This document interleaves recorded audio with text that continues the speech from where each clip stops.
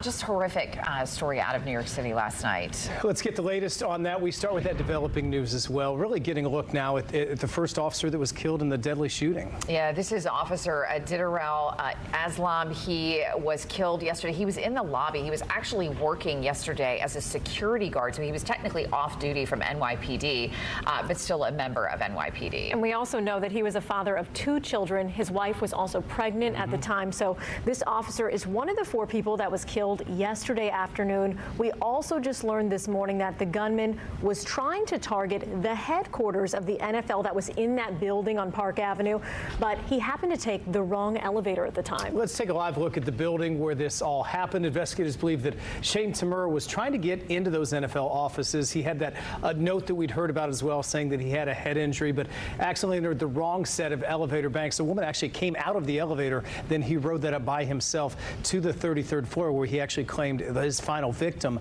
there. Investigators say the gunman had a history of mental illness. They did find a note on his body suggesting he had a grievance against the NFL. Never played in the NFL, just had an injury from high school, suffered from CTE that he said he had from playing his school 2 years ago.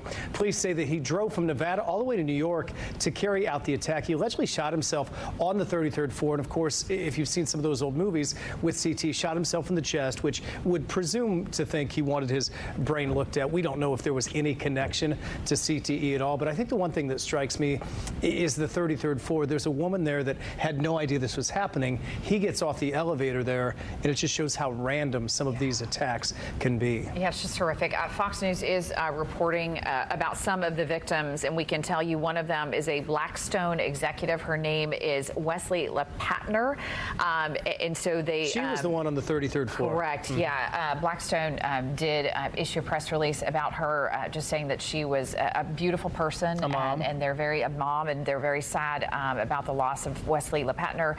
We also know that one of those who was seriously injured, one person taken to the hospital, was a member of the NFL. Whether that person was in the lobby and was shot in the lobby, we know that he wasn't able to get to the 5th floor. Probably was in the lobby, which is where the NFL headquarters are located. However, we do know that somebody from the NFL was shot. And we know too that this morning a lot of law enforcement have come out just to say thank you to that police officer that passed away. I mean, just heartbreaking to find out that he was not only a father, he was off duty at the time. So he was taking a second job just to protect people in his community. So I know that this morning Manhattan is just probably silent.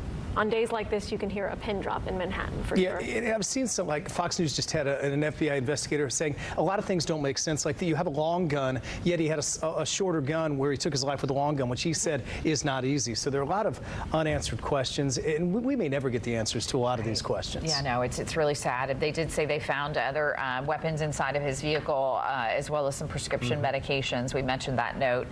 So we're going to continue to follow up on this story, of course.